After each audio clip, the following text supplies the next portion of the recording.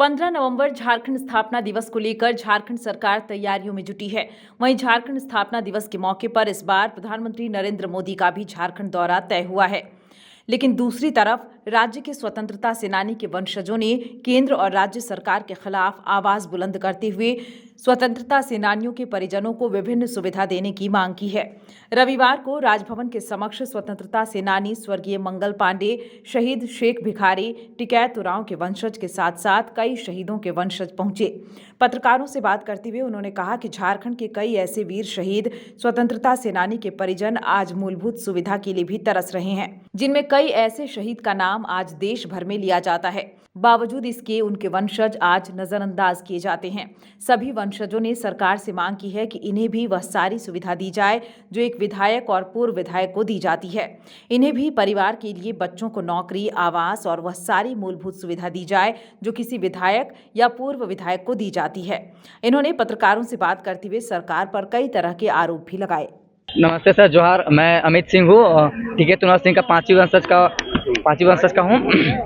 मैं यहाँ आया हूँ धरने पर मतलब राजभवन के समक्ष मौजूद है, क्योंकि हमारा कहना है कि जो अभी आप अच्छे से घूम फिर रहे हैं, अच्छे से चल रहे हैं, हम भी अच्छे से हैं। उनका सबसे बड़ा बात है कि वो लोग देश के लिए लड़ा, हम लोग का जो पूर्वज थे वो लोग देश के लिए, तब अभी हम अच्छे से खुशी रह रहे हैं। तो उनको यही सोच के सरकार को ये करना चाहिए कि उनके वजह से हम लोग इतने अच्छे से रह रहे हैं, तो कम से कम उनके फैमिली को या उनके परिवार जो उनके वंशज हैं उनको मूलभूत जो अधिकार है उनको दिया जाए। लेकिन पूरी तरह से हम लोग को अनदेखा किया जाता है। कहीं पर भी हम लोग को, चाहे हॉस्पिटल हो, चाहे शिक्षा के मामले में, चाहे कुछ भी मामले में हम लोग को सुविधाएं नहीं दी जाती है।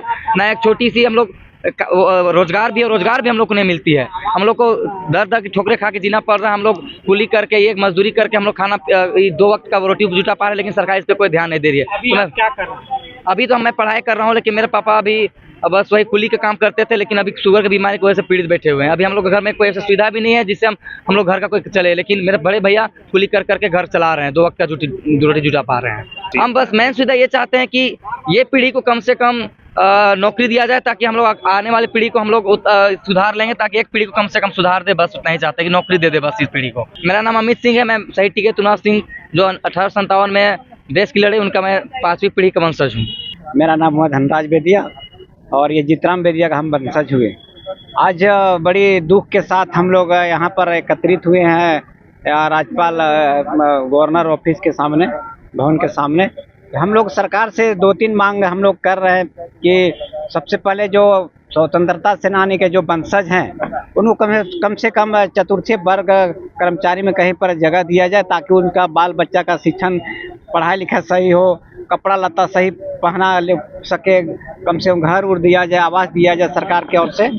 और चतुर्थीय वर्ग कर्मचारी का कहीं पर जगह है, सरकार का तो बहुत सारा वैकेंसी रहता है, लेकिन वंशज के जो परिवार हैं उनको लगता है केवल फूल माला साल ओढ़ाने तक ही बात सीमित है, इससे आगे सरकार का लगता मनसा नहीं है कुछ सुविधा देने का। तो ये बहुत दुखद बात है कि ये बात बार बार सरकार के बीच रखना या सुनाना ये ठीक बात नहीं है। सरकार को इस बात चिंतन करना चाहिए।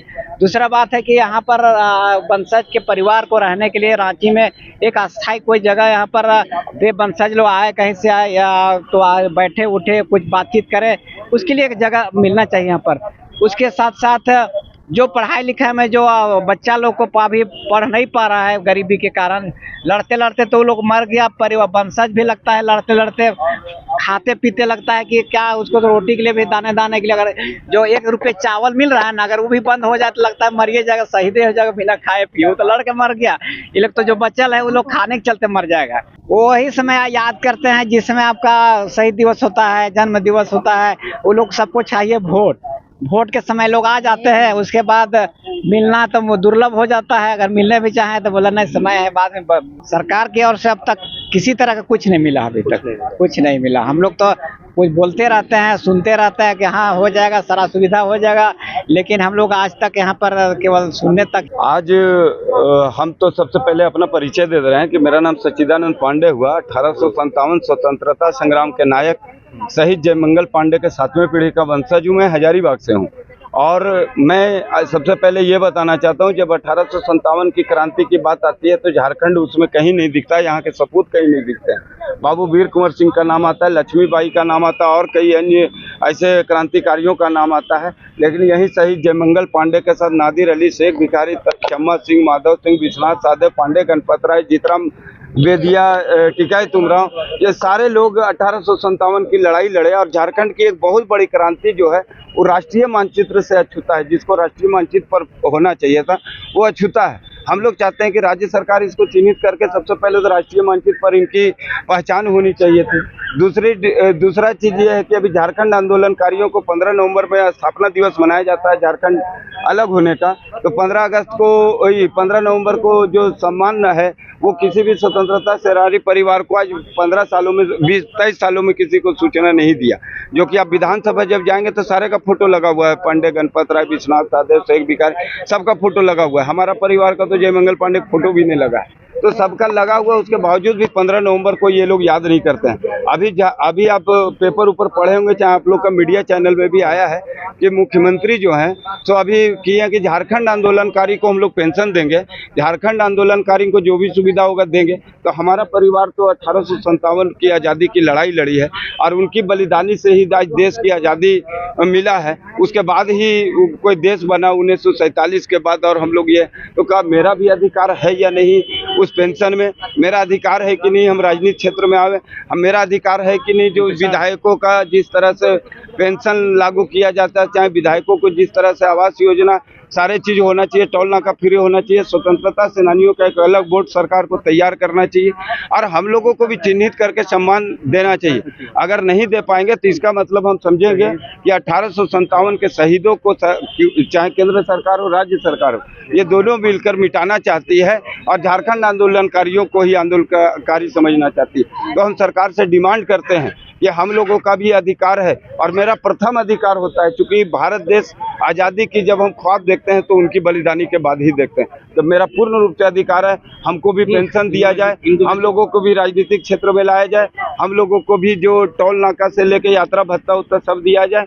और अभी आप थोड़ा सा एकदम दुख होता है, मन में बहुत तकलीफ हो रहा है कि जब हम बिरसा मुंडा के परिवार से बात किए तो आपको यकीन होगा कि एक 4th ग्रेड का नौकरी दे दिया गया उनको, और उस नौकरी में क्या है कि उनको फाइल लाना है और चाय करवाना है। भगवान बिरसा मुंडा बोला जाता है और उनके परिवार अगर किसी के अंदर चाय और पानी लावे और नौकरी इस तरह से करे तो क्या सरकार को शोभा देता है? तो ये हमको भी खराब लगता है। वैसे ही आप चल जाइए नीलांबर पीताम्बर के यहाँ, उनको 2 रूम का एक घर बना दिया गया है। क्या उस 2 रूम के लायक है 1857 के परिवार? उससे अच्छा इंदिरा आवास ले लेता तो कब सरकार भंजा रही है कि हम इसको ये दे दिए, जाकर उसकी सूद लीजिए तो पता चलेगा आज भी खाने के लाले पड़े हुए।